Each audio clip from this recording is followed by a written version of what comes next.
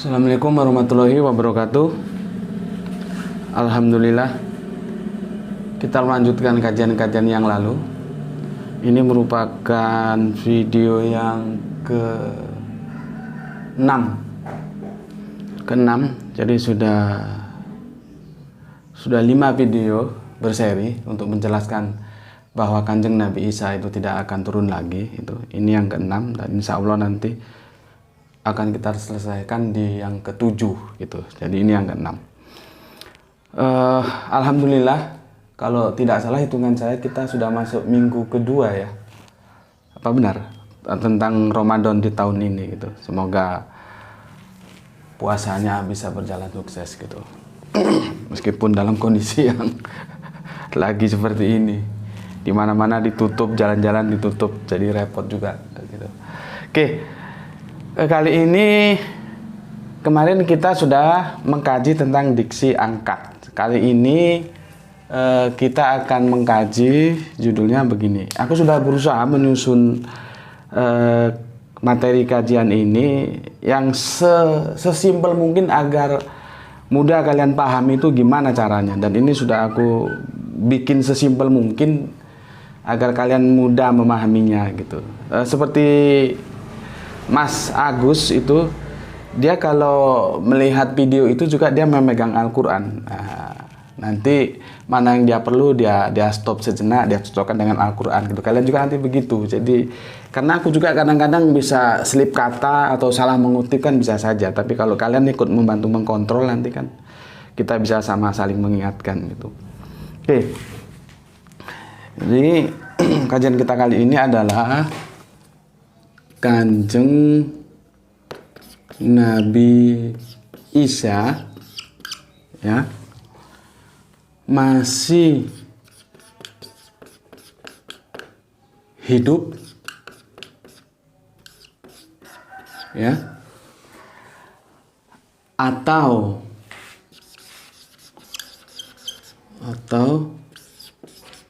sudah wafat. Nih.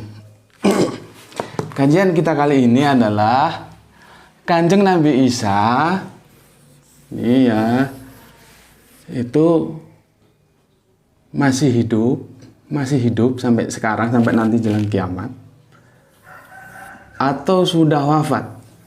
Ini yang akan kita kaji. Oke.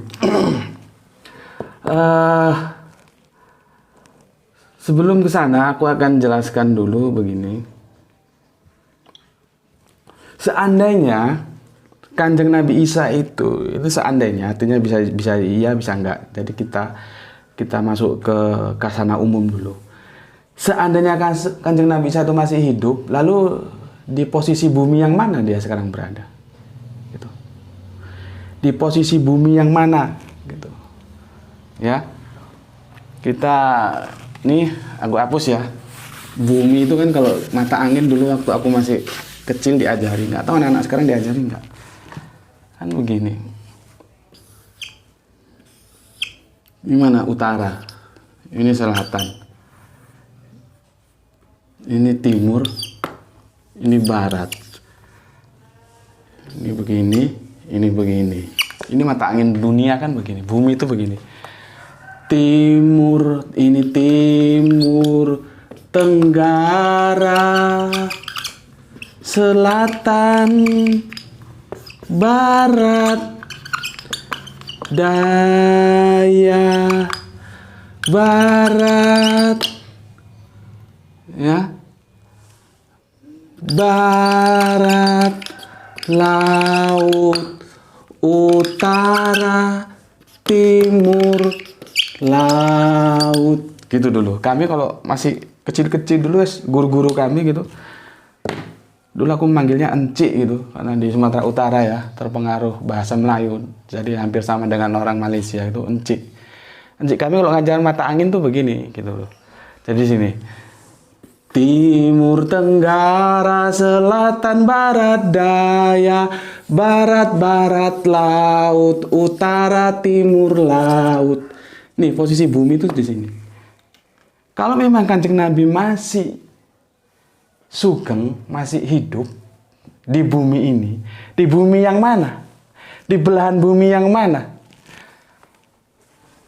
Belahan bumi timur, belahan bumi tenggara, belahan bumi selatan, belahan bumi barat daya, belahan bumi barat, belahan bumi barat laut, belahan bumi utara, di sebelah mana?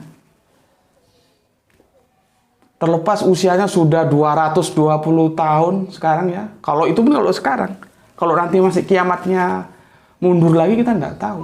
Mau berapa ribu tahun lagi.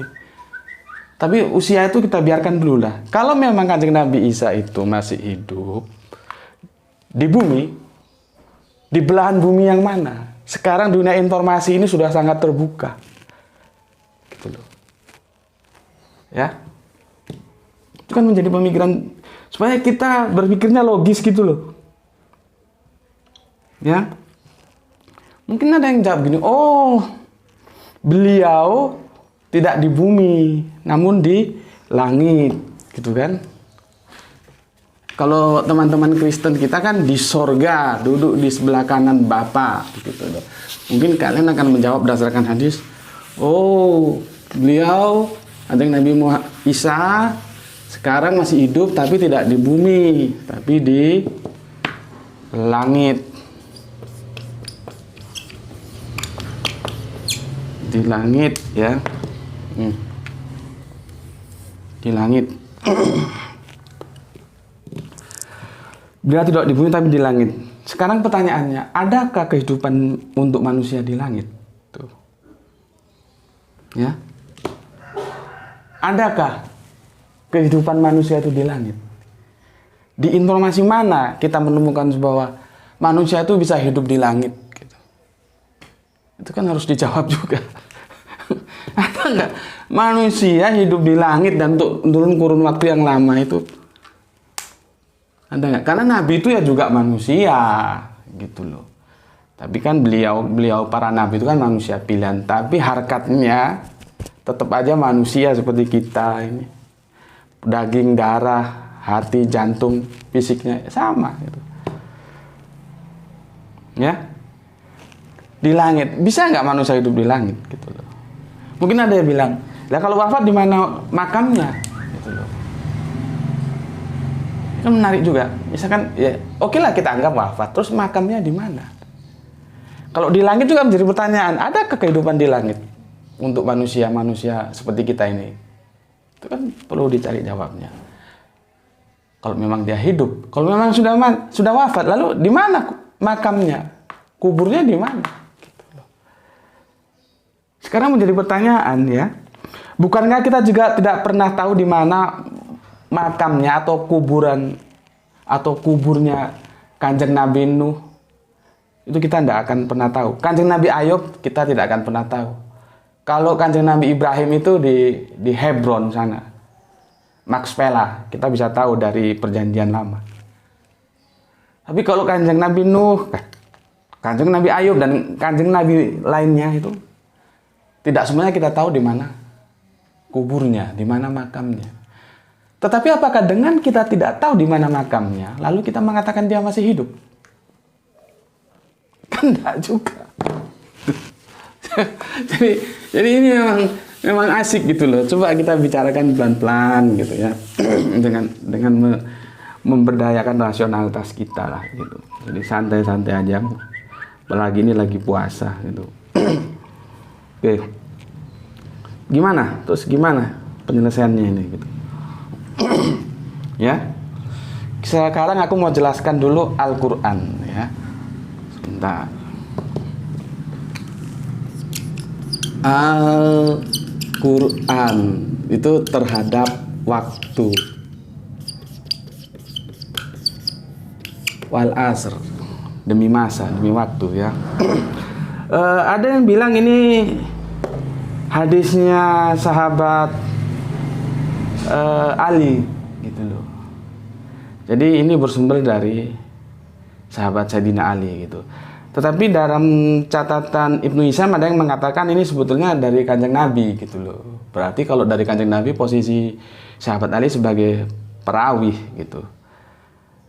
Oke lah, nanti kita cari lain waktu kalau memang itu perlu untuk dicari sebetulnya bersumber dari mana gitu. Tapi kita lihat bagaimana tentang Al-Quran itu bila ditinjau dari waktu gitu ya. Ternyata begini. Simple banget kok gitu. Pertama, ya, kabar masa lalu. Kabar masa lalu. Ya.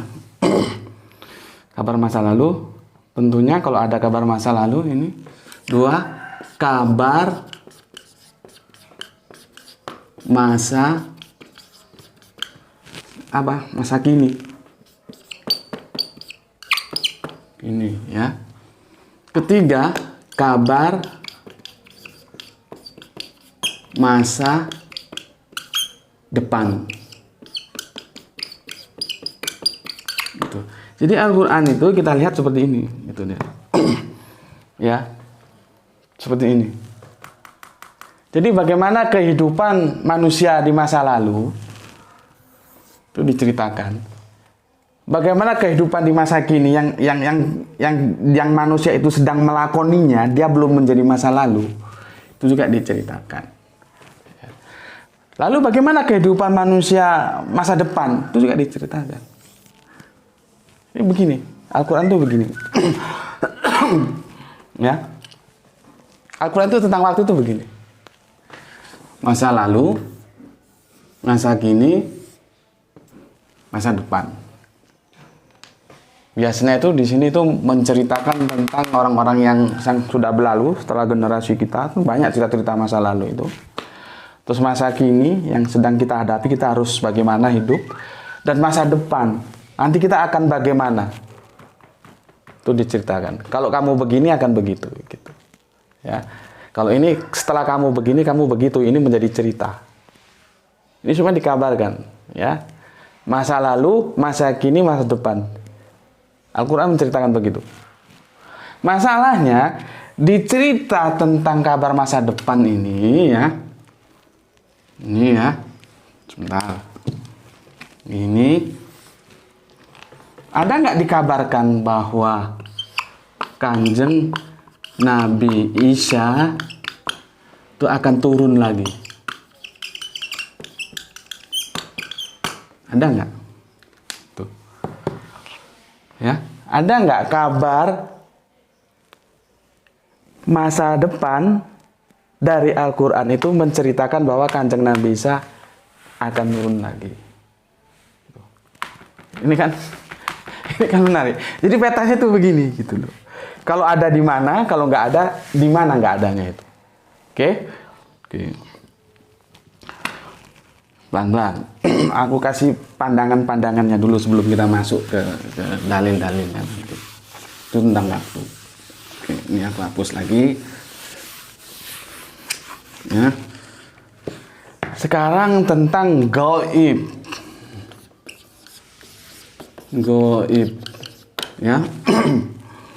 Gaib itu milik Allah. Jadi hanya Gusti Allah Agung tahu yang gaib. Ya. Oke. Dalilnya di sini. Satu dalil Quran surat An-Naml. Ya, kalian catat itu supaya nanti kalian bisa cross check. An-Naml. Ya. Surat 27 nomor ayatnya 65. Nih ya. Aku baca anunya saja yang poin-poinnya saja, nanti kamu cek di Al-Qur'anmu supaya kita hemat waktu gitu ya. Enggak terlalu panjang videonya gitu. Katakanlah dalam kurung Muhammad ya. Tidak ada sesuatu pun di langit dan di bumi yang mengetahui perkara yang gaib kecuali Allah. dan mereka tidak mengetahui kapan mereka akan dibangkitkan. Oke, intinya perhatikan lagi, tidak ada sesuatu pun di langit dan di bumi yang mengetahui perkara yang gaib kecuali Allah. Nih, jadi gaib itu hanya milik Allah. Nih ya, gaib itu hanya milik Allah. Sementara kalau Allah tidak menjelaskan peristiwa yang gaib, itu kan maha gaib itu. Bagaimana orang bisa hidup sekian berapa abad itu? Kalau sekarang itu sekitar 20 abadan. Dan nanti akan turun lagi. Itu kan super maha gaib loh itu. Dan Allah tidak menceritakan. Gitu loh. Hanya Allah yang tahu. Kalau Allah tidak menceritakan, bagaimana Anda bisa tahu? Ya? Oke. Sekarang kita meneliti, ya. Kita teliti. Udah ya ini ya, yang gaib itu hanya milik Allah ya. Oke.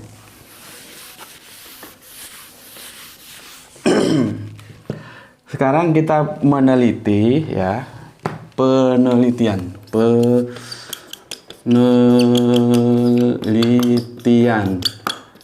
Ya. Sorry. Penelitian Kanjeng Nabi Isa ya sudah sorry enaknya di sini ya masih hidup atau sudah wafat. Nih, kita sekarang mulai teliti, mulai mengadakan penelitian gitu.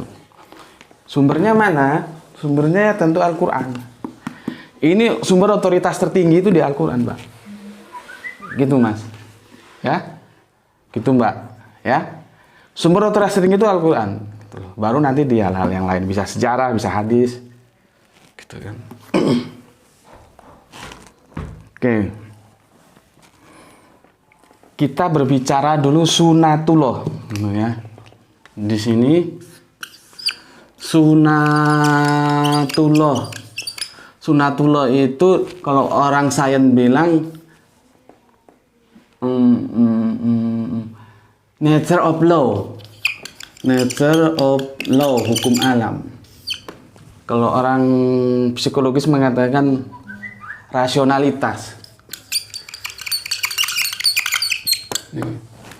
Tapi kalau kita menggunakan tinjauan teologis itu sunatullah. Artinya apa? Ketetapan Allah. Yang Allah sudah tetapkan itu. Sunatullah itu hukum besi. Dia nggak melihat siapapun, nggak melihat apapun, nggak lihat iya begitu itu.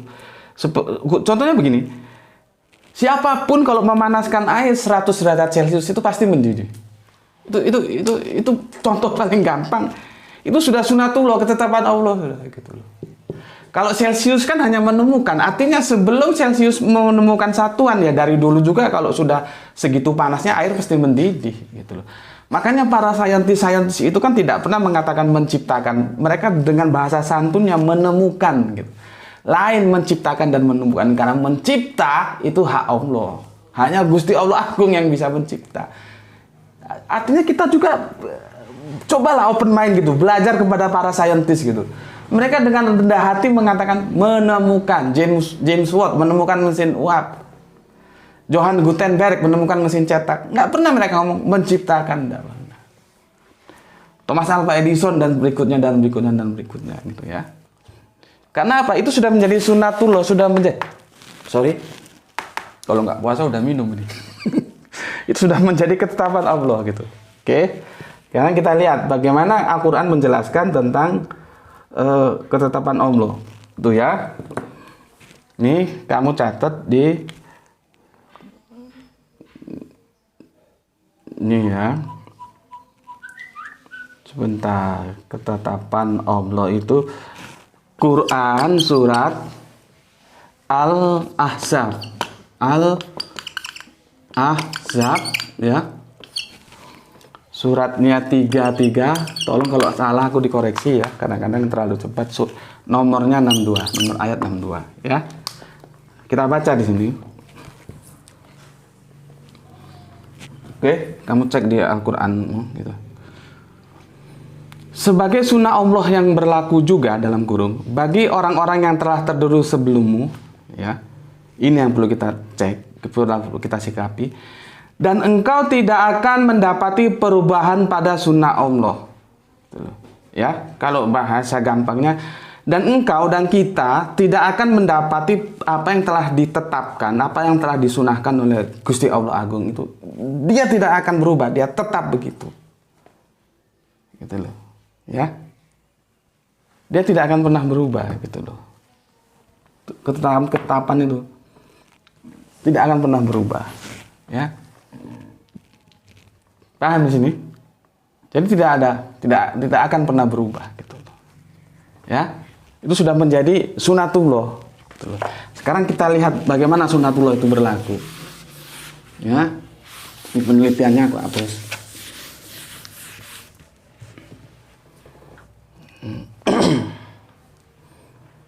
Oke, nih A, ya, dalil umum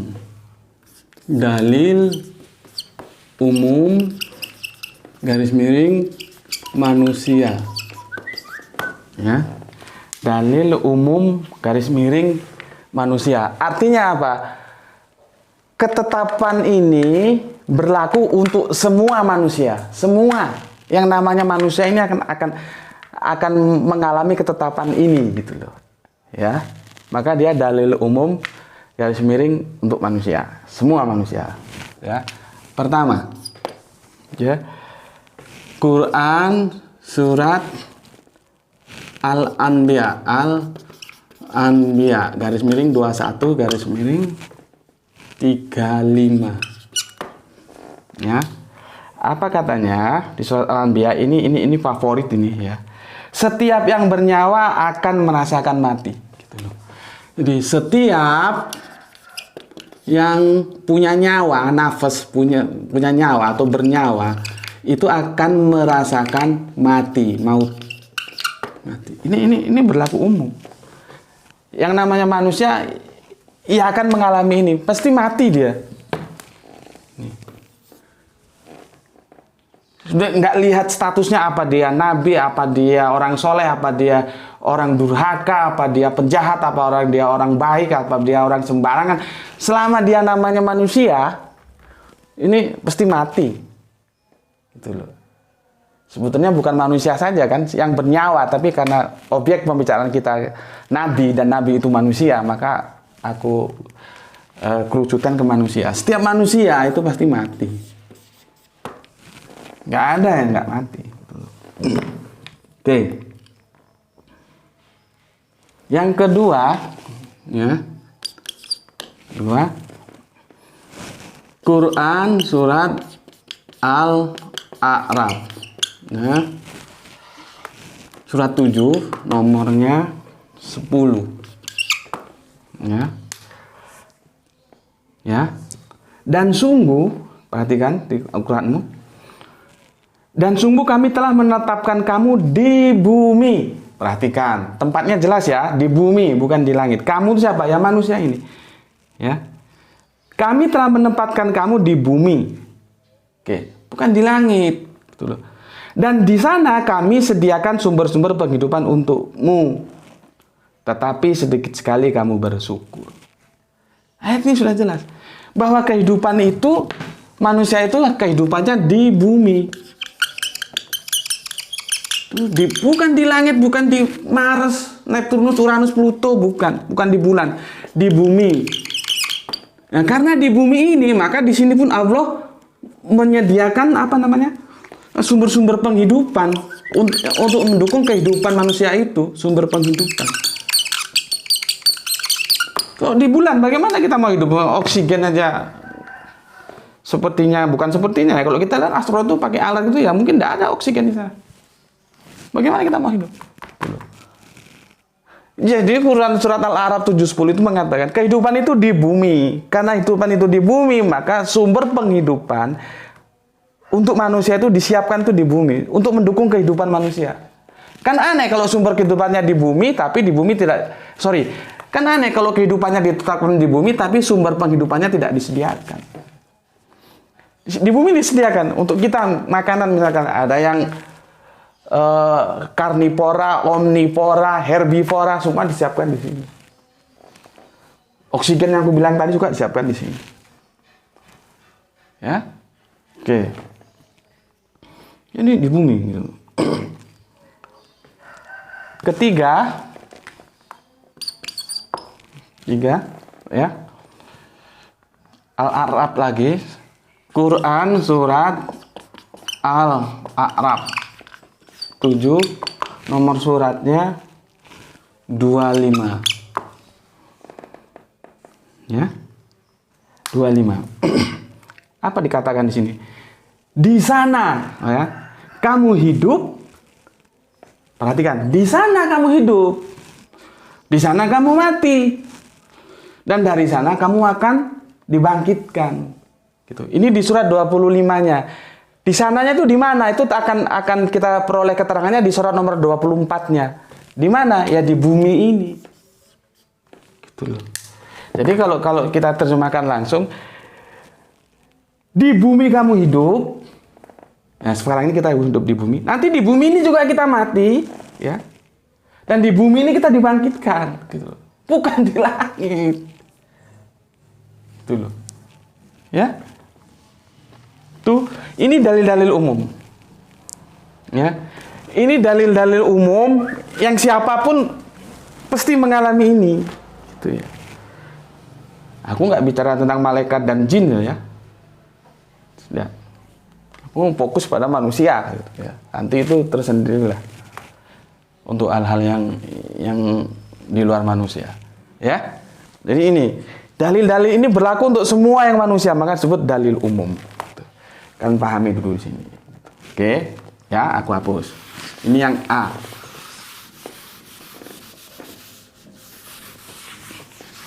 Sekarang yang B. Dari A, ini sekarang B. Tetap dalil umum. Ini dalil umum untuk semua manusia. Ini dalil umum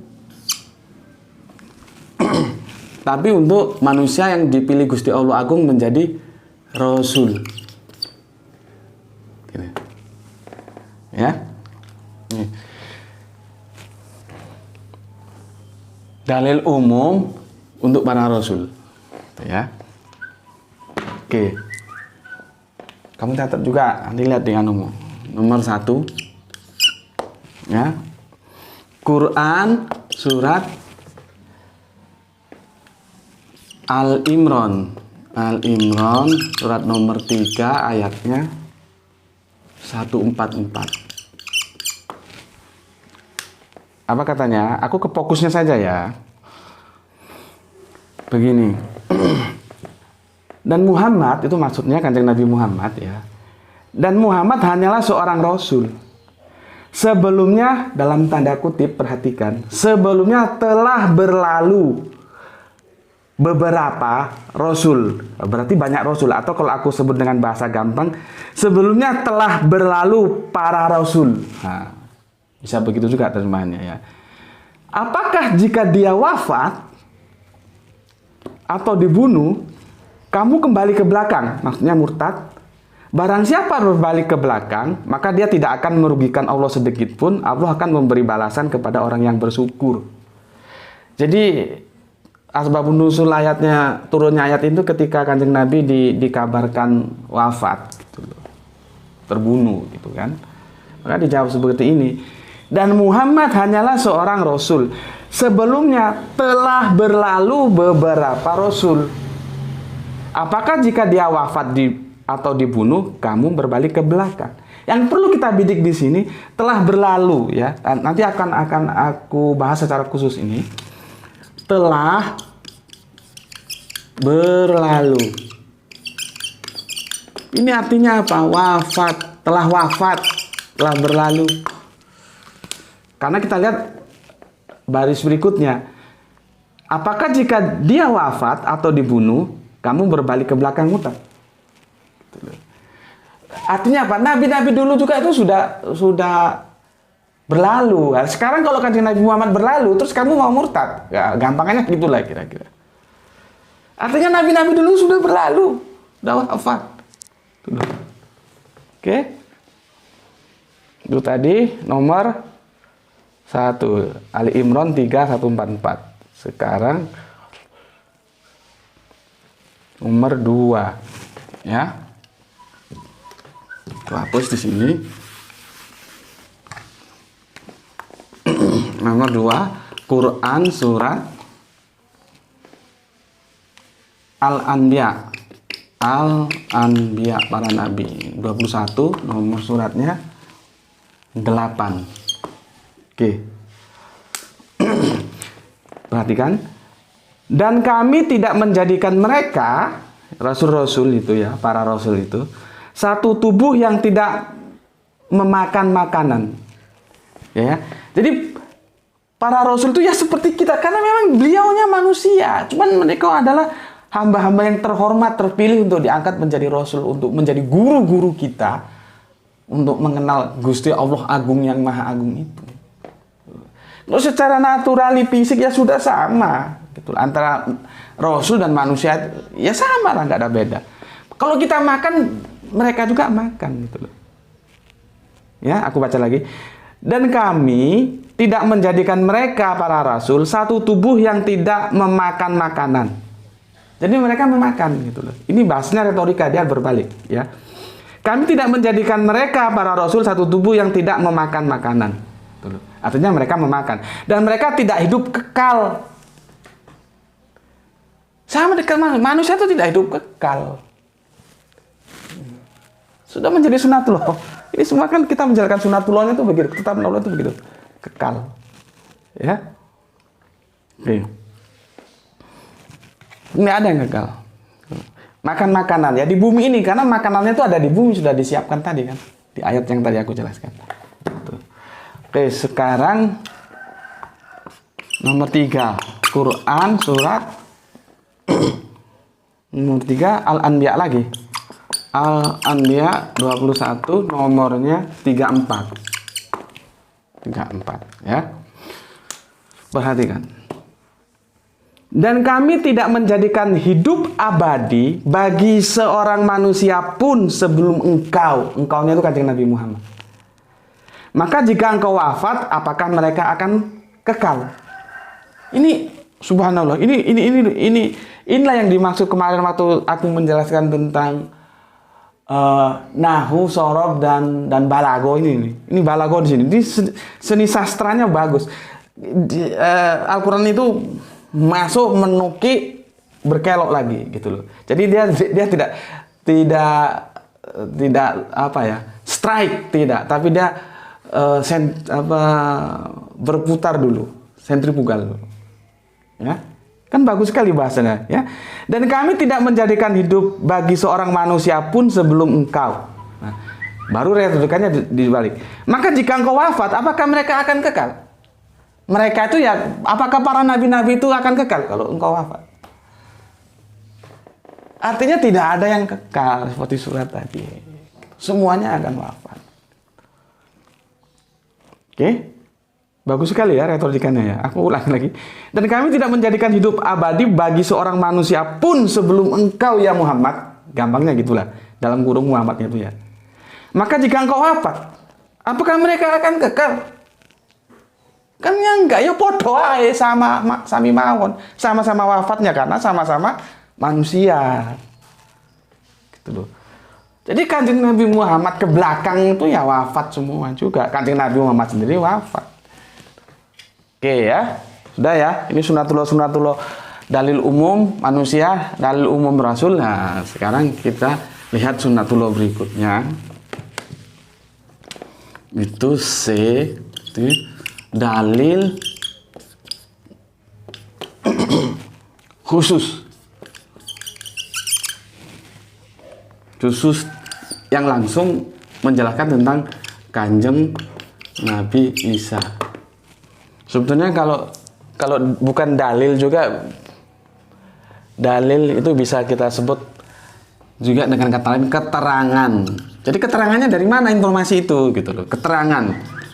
Nggak bisa. Keterangannya dari mana? Keterangannya itu harus ada data sebagai sumber argumentasinya, itu harus ada gitu. Keterangannya dari mana gitu. Nah, jadi kita menjelaskan tentang sunnatullah tadi itu sebentar, ini kadang-kadang error ya. Menjelaskan sunnatullah tadi itu ada keterangan tentang keterangan umum untuk manusia, keterangan umum untuk Rasul. Sekarang dalil atau keterangan khusus untuk Kanjeng Nabi Isa. Ya. Kita lihat di sini. 1. Ini kalau panjang bisa aku tulis ini, tapi nggak cukup. Yang penting kalian ngerti lah. 1 ya. Quran surat An-Nisa.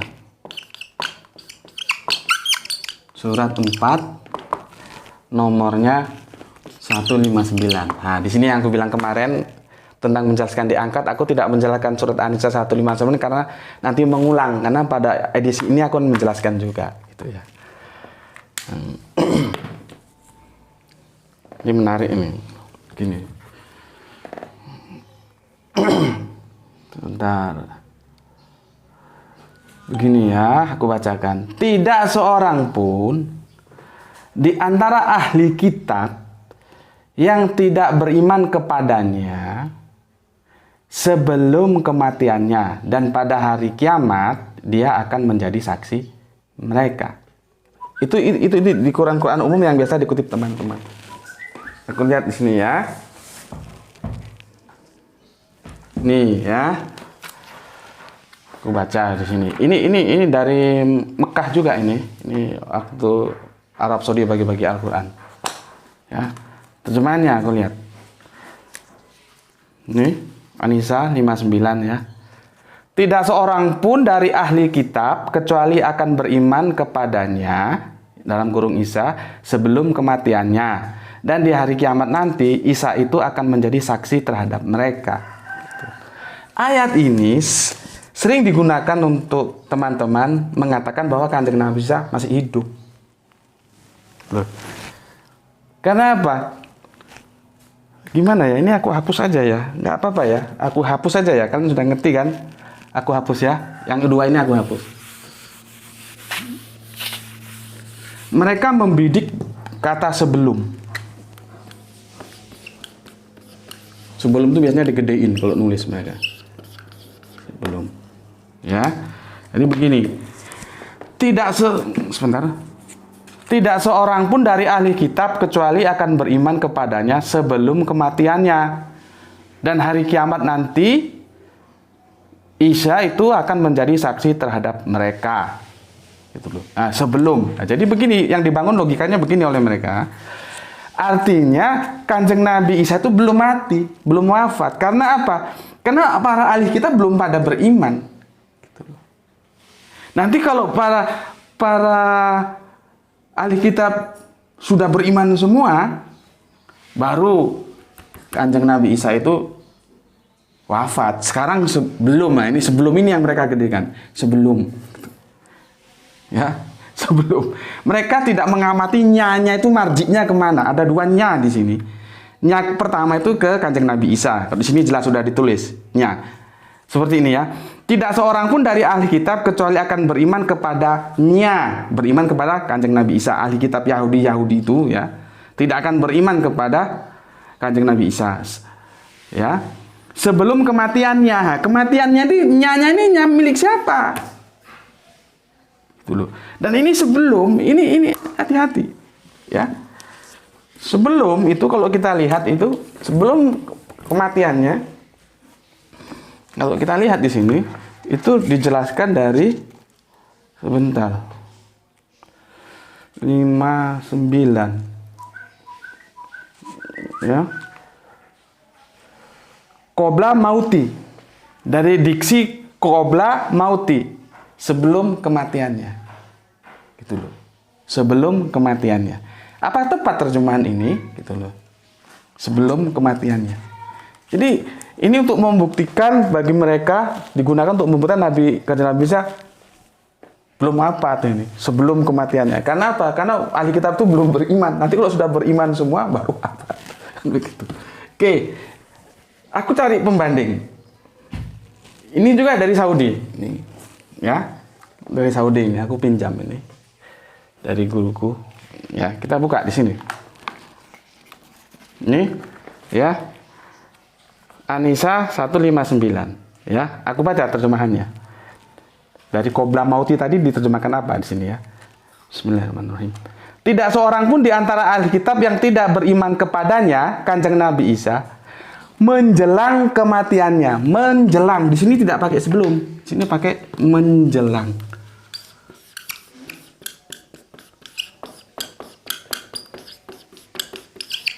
Menjelang kematiannya. Nanti kita nyanyi itu kemana?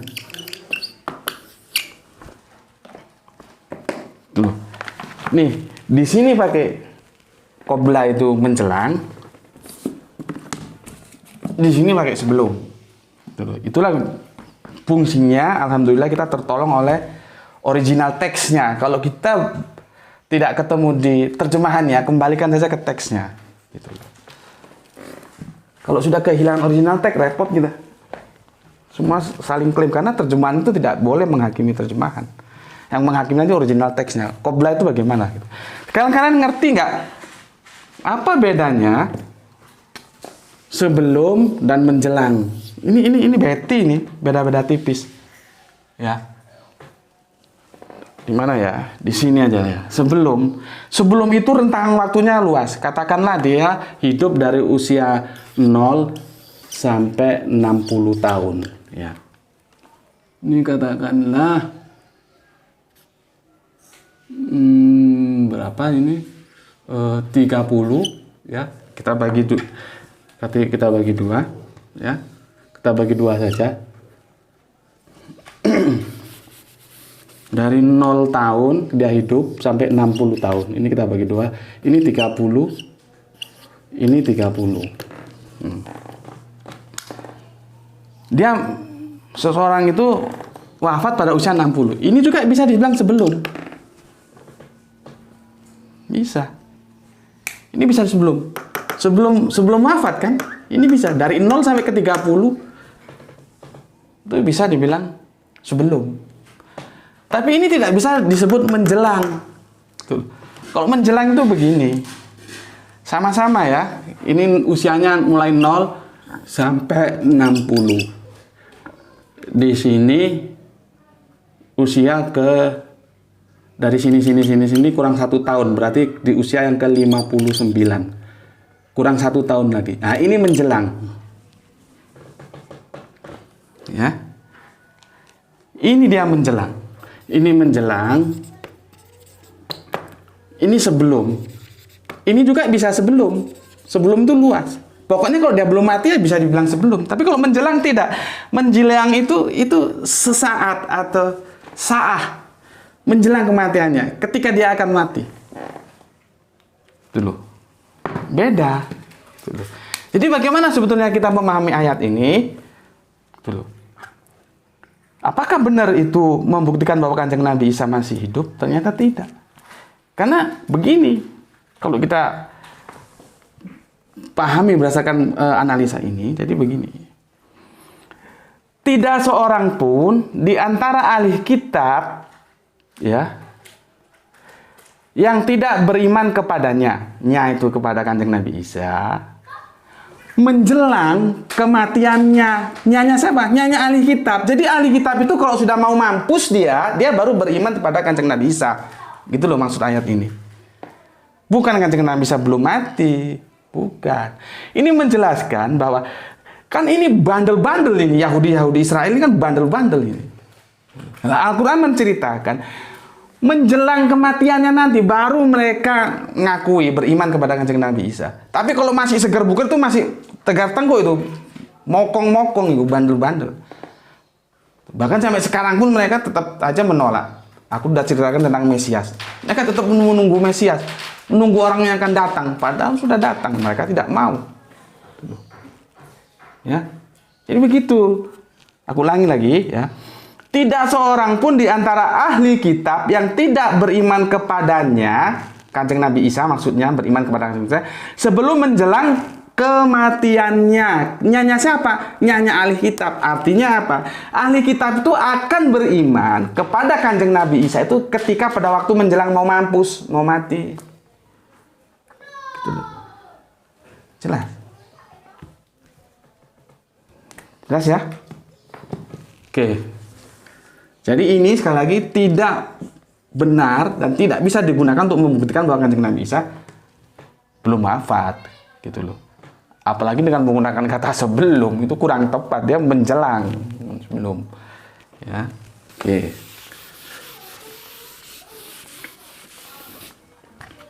Oke. Sekarang Quran ya, surat Al-Maidah surat 5 ya. Al-Maidah ayatnya 75. Apa katanya? Aku akan percepat sedikit supaya nggak terlalu panjang videonya, nanti kasihan kalian kalau nonton panjang-panjang kuotanya cepat habis ya. Ini ya, suratnya ini ya. Quran surat surat apa ini? Al-Maidah ya. Aku baca tulisanku sendiri juga kadang bingung saking bagusnya tulisan. Surat Al-Maidah surat 5 ayat 75 gitu ya. Begini. Al-Masih putra Maryam hanyalah seorang rasul. Jadi Al-Masih itu hanyalah seorang rasul. Sebelumnya pun sudah berlalu beberapa rasul. Seperti Kanjeng Nabi Muhammad tadi. Kalau tadi itu start pointnya itu di Kanjeng Nabi Muhammad ke belakang, ya, berarti Isa ada di dalamnya, Kanjeng Nabi Isa. Kalau ini starting pointnya itu dari Kanjeng Nabi Isa ke belakang. Artinya kalau kita lihat urutan Kanjeng Nabi, dia Kanjeng Nabi Isa langsung baru Musa, gitu loh. Jadi itu sudah mati semua, sudah wafat semua. Ini tekstualnya sama, ini teks original teks Al-Qur'annya juga sama.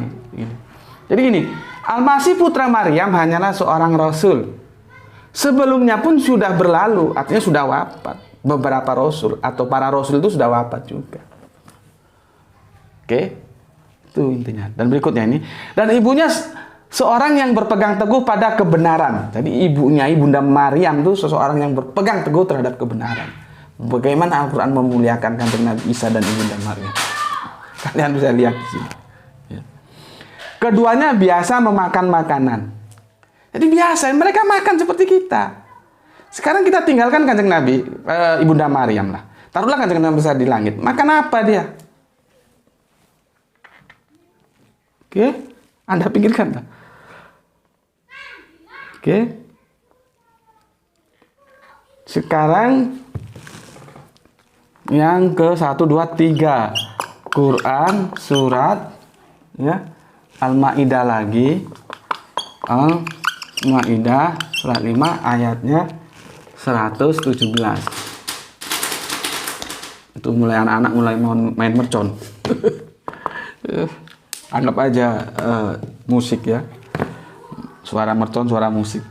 Oke, aku bacakan di sini ya. Ini ya, Quran surat Al-Maidah surat 5 nomornya 117.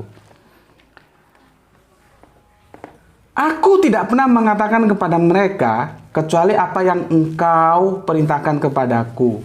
Engkaunya itu Allah, akunya itu Kanjeng Nabi Isa. Ya. Aku tidak pernah mengatakan kepada mereka kecuali apa yang engkau perintahkan kepadaku. Apa perintahnya? Sembahlah Allah, ya, Tuhanku dan Tuhanmu. Jadi ketauhidan itu tetap terjaga sampai segini. Sembahlah, hanya Allah, nggak, bukan nyembah yang lain. Bukan Putra, bukan Roh Kudus, bukan Allah. Sembahlah Allah, Tuhanku dan Tuhanmu. Nah, oke, ketauhidannya itu terjaga. Maka disebut agamanya adalah agama yang satu. Yang satu itu apa? Tauhidnya itu tidak pernah berubah. Hanya syariatnya nanti yang berubah. Itu nanti akan kita pelajari di abrogasi teologis, ya, atau Abrahamic faith lah, gitu di sana. Oke, yang perlu kita bidik di sini, lihat, perhatikan kalimatnya.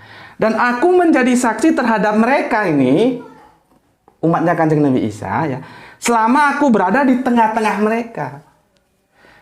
Jadi Kanjeng Nabi Isa itu menjadi saksi selama dia ada. Kan logis sekali kalau mereka kalau Kanjeng Nabi Isa sudah tidak di tengah-tengah mereka, bagaimana Kanjeng Nabi Isa mau jadi saksi?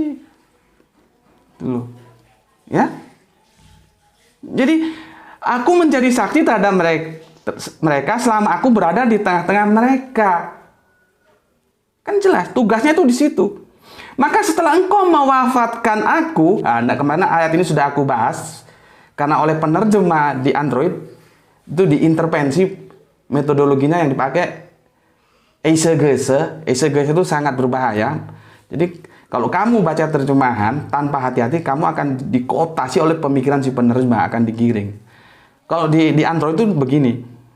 Maka setelah engkau mengangkatku ke langit, padahal tidak ada kata-kata mengangkatku ke langit. Lihatlah penjelasan tentang mengangkat kemarin ya. Aku sudah jelaskan kok. Kita langsung aja ke sini ya. Aku ulangi. Dan aku menjadi saksi terhadap mereka selama aku berada di tengah-tengah mereka. Maka setelah engkau mewafatkan aku, yang betul itu mewafatkan gitu ya.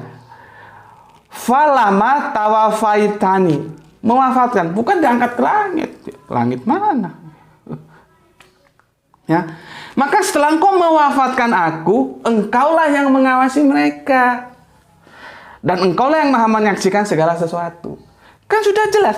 Ini menunjukkan bahwa tugas kenabian Kanjeng Nabi Isa itu selama Kanjeng Nabi Isa di tengah-tengah mereka, di tengah umatnya. Setelah Kanjeng Nabi Isa wafat, itu dikembalikan kepada Allah yang menjaganya. Nanti Allah menurunkan Nabi berikutnya dalam periode 5 abad kemudian, yaitu Kanjeng Nabi Muhammad yang disebut sebagai Islam. Islam ini penerus agama-agama Allah yang lalu. Gitu loh. Jadi bukan nanti dia turun lagi. Kan teksnya sudah jelas. Di sini tugas kenabian Kanjeng Nabi Isa sudah selesai, dijelaskan oleh ayat ini. Sekali lagi aku bacakan. Dan aku menjadi saksi terhadap mereka selama aku berada di tengah-tengah mereka. Maka setelah engkau mewafatkan aku, engkaulah yang mengawasi mereka, dan engkaulah yang maha menyaksikan segala sesuatu. Bukan setelah engkau mengangkat aku ke langit, nanti aku kau turunkan lagi. Kan tidak mengatakan begitu. Jelas kan? Jadi tugas Kanjeng Nabi Isa itu selama dia di tengah umatnya. Dan ini logis. Kalau Kanjeng Nabi Isa sudah wafat, ya itu sudah bukan tugasnya lagi. Oke?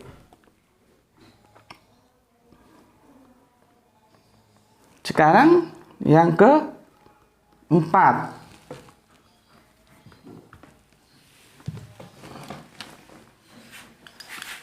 Ini panjang nih. Quran surat Ali Imran. Ali Imran ya, surat ke-3. Ayatnya 55.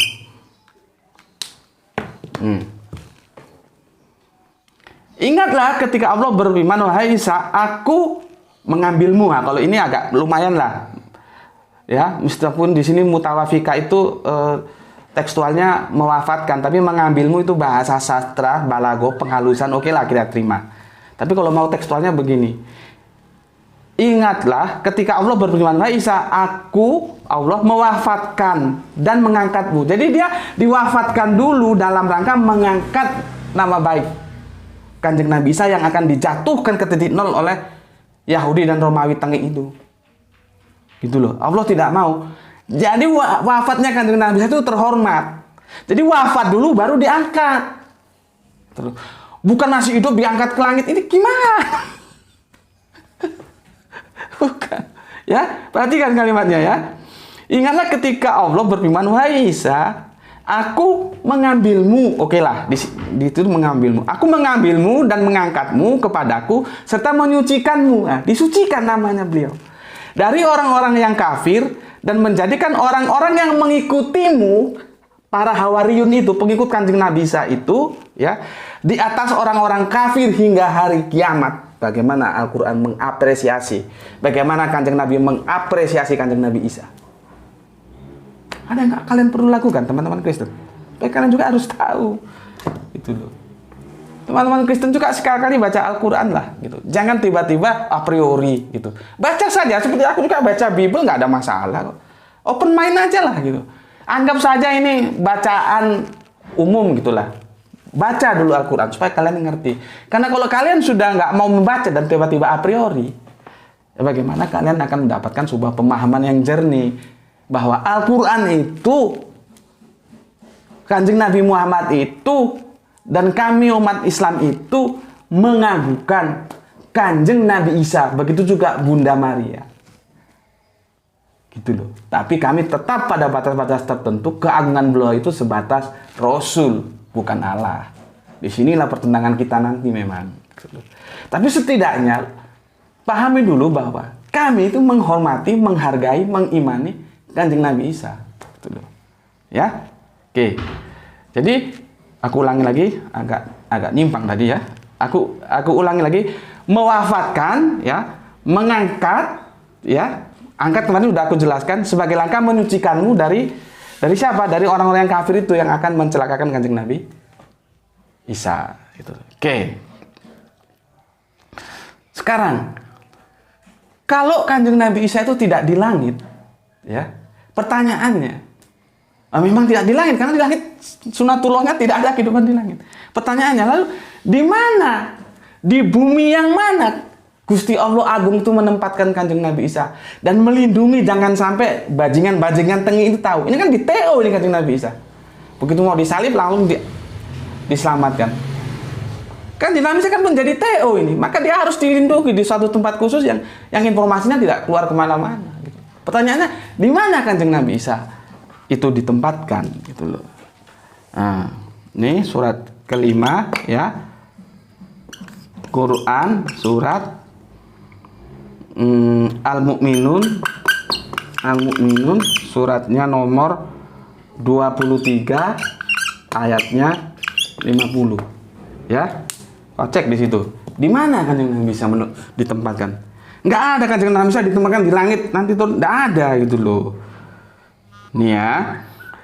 Dan telah kami jadikan Isa dalam kurung putra Maryam, ya jelas Isa karena kan belakangnya putra Maryam, siapa lagi kalau bukan Kanjeng Nabi Isa ya. Dan telah kami jadikan putra Maryam bersama ibunya sebagai suatu bukti yang nyata dalam kurung bagi kebesaran kami. Jadi ya, aku pernah jelaskan tentang apakah Allah penipu itu ya, tentang makarullah itu ya. Itu makar itu strategi. Jadi manusia punya strategi, punya siasat, Allah juga punya siasat gitu. Ketika manusia jahat Yahudi Romawi bersekongkol punya strategi ingin mencelakakan Kanjeng Nabi Isa, Allah juga punya strategi, punya siasat menyelamatkan Kanjeng Nabi Isa. Jangan sampai Kanjeng Nabi Isa yang mulia itu jatuh ke titik nol, mati secara konyol.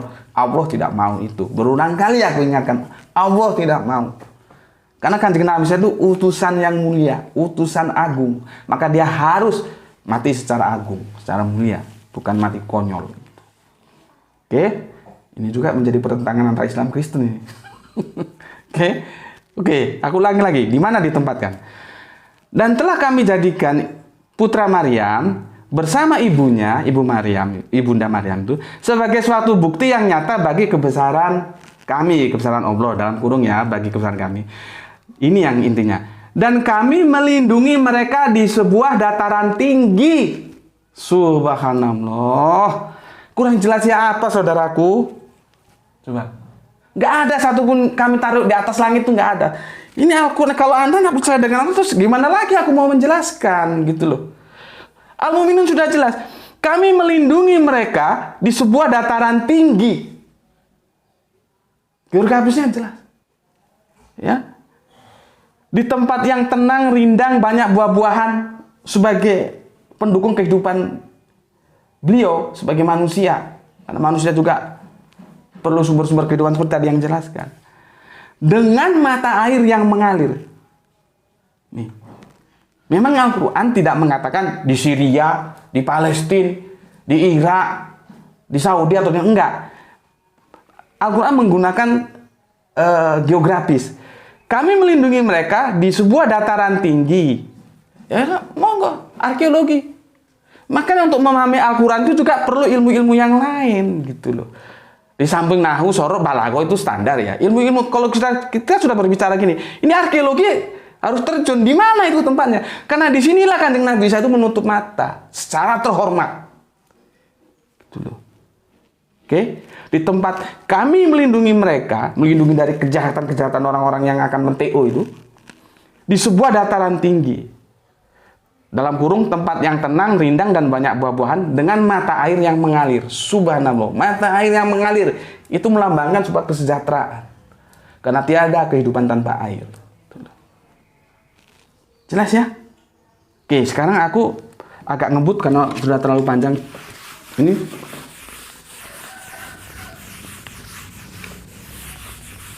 kita studi kasus dulu ya. Aku agak ngebut ini. Studi kasus ya. Seandainya ya hidup di langit. Ini kita andaikan. Kanjeng Nabi itu seandainya hidup di langit. Kita baca surat Maryam ya. Dan dia menjadikan aku, sorry. Ini kita tadi sudah selesai ya sunatullah yang harus dilalui. Sekarang kita studi kasus. Studi kasus. Oke, seandainya, bila mana, jika Kanjeng Nabi Isa itu di langit, bagaimana kita memahami ayat ini? Pertama itu Quran surat Maryam 19 nomor ayatnya 31.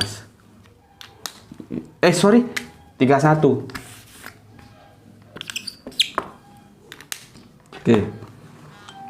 Apa bunyinya? Dan dia menjadikan aku seorang yang diberkahi. Jadi diberkahi dia. Mana ada disalib? Dan dia menjadikan aku seorang yang diberkahi di mana saja aku berada, diberkahi oleh Allah. Dan dia memerintahkan kepadaku, jadi dia itu Allah memerintahkan kepadaku, Kanjeng Nabi Isa, apa perintahnya? Sholat dan zakat selama aku hidup. Perhatikan kata-kata, selama aku hidup. Kalau misalkan Kanjeng Nabi Isa masih hidup, bagaimana Kanjeng Nabi Isa akan mengaktualisasikan perintahnya ini? Karena di sini dituliskan, selama aku hidup. Perintahnya apa? Sholat dan zakat. Gimana kalau Kanjeng Nabi Isa di langit? Dia mau sholat model gimana? Munfarid terus? Padahal kalau kita lihat tinjauan fikih, sholat itu perintah, ya, jamaah itu juga perintah. Ini dua-duanya sama-sama perintah, khususnya untuk laki-laki, ya. Sedangkan dia di sana sendiri, gimana? Masa Kanjeng Nabi munfarid terus? Gimana gitu loh? Coba kalian dipikirkan gitu loh. Cermati kalau baca Al-Quran itu cermati, maksudnya ini ayat mau kemana, gimana ya. Oke, sekarang zakat. Itu tadi tentang soal zakat. Bagaimana Kanjeng Nabi bisa mau bayar zakat? Karena zakat itu ada yang memberi, ada yang menerima. Kalau Kanjeng Nabi Isa sendirian di langit, tengok-tengok sana, dia masih hidup. Bagaimana Kanjeng Nabi Isa mau bayar zakat? Siapa yang akan menerima zakatnya? Kan tidak mungkin lah, sudah tidak mungkin. Beberapa sunatullah sudah dilanggar kalau ada kehidupan di langit itu. Oke ya, studi kasusnya ya. Jadi dia mau memerintahkan kepada aku sholat dan zakat selama aku hidup. Nah, perintah sholat dan zakat itu akan indah teraktualisasi ketika dia hidup bersosialisasi seperti bagaimana kita hidup ini. Ya di surat Al-Mu'minun tadi itu, di dataran tinggi yang banyak air tadi. Di sana mereka membuat sebuah komunitas. Gitu loh. Oke, sekarang sudah berlalu. Ini studi kasus yang pertama ya. Studi kasus yang kedua, sebentar lagi mau selesai nih. Yang kedua ini kata sudah berlalu. Kita akan mempertemukan antara Quran surat Al-Maidah ya 5 ayat 75 ini dengan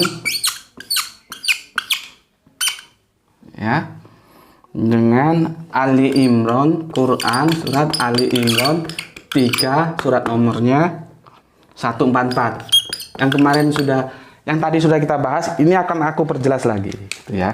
Akan aku perjelas lagi tentang sebuah kata sudah berlalu itu gimana sih sebetulnya. Ini ya. Nih.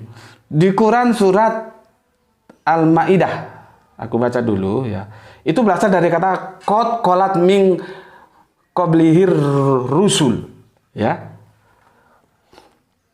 Ini ya.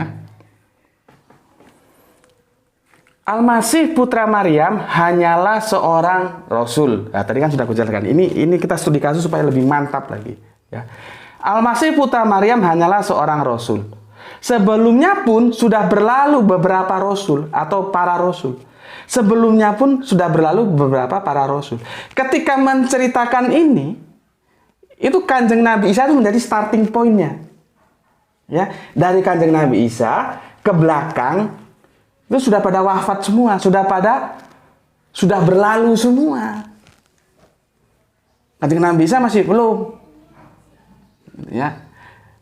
Oke, kita lihat di surat Ali Imran 344. Karena Kanjeng Nabi Isa kan yang menjadi starting point, ya. Ini. Ya, di surat Ali Imran surat 344. Dan Muhammad hanyalah seorang rasul. Teksnya sama. Sebelumnya telah berlalu beberapa rasul, telah berlalu para rasul. Sama, telah berlalu. Starting point-nya Kanjeng Nabi Muhammad. Berarti Kanjeng Nabi Isa ada di dalamnya karena dia itu sebelum Kanjeng Nabi Muhammad. Artinya apa? Kanjeng Nabi Isa ya sudah berlalu. Sudah wafat maksudnya. Gitu loh. Itu ya, bisa dipahami ya. Oke, waktunya sudah mendesak, ini mau ada acara lain. Kesimpulan ya.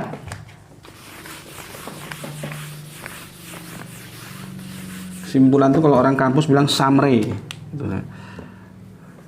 Dari sebuah analisa kompilasi ayat-ayat di atas, tahulah kita bila. Jadi kesimpulannya, ya, satu, nih perhatikan, Nabi juga manusia. Nabi juga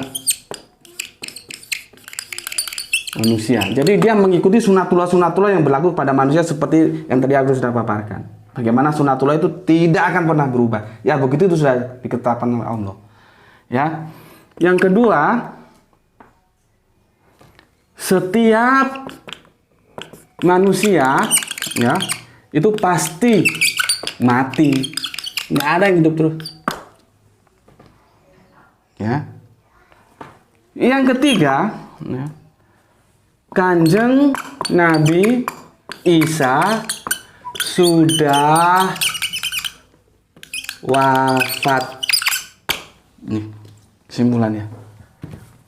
Ya. Nih kesimpulan kita saat ini. Ya. Ulangi lagi. Nabi juga manusia. Ya. Setiap manusia pasti mati. Ini manusia, ini juga manusia, Nabi juga manusia, berarti Nabi juga mati. Kanjeng Nabi Isa sudah wafat. Ya. Itu keterangan dari aku. Sudah terlalu panjang. Bagaimana? Aku mau bikin semampat mungkin juga. Nggak bisa, nanti kalian nggak paham. Makanya ini juga nggak tahu berapa giga nih nanti. Oke.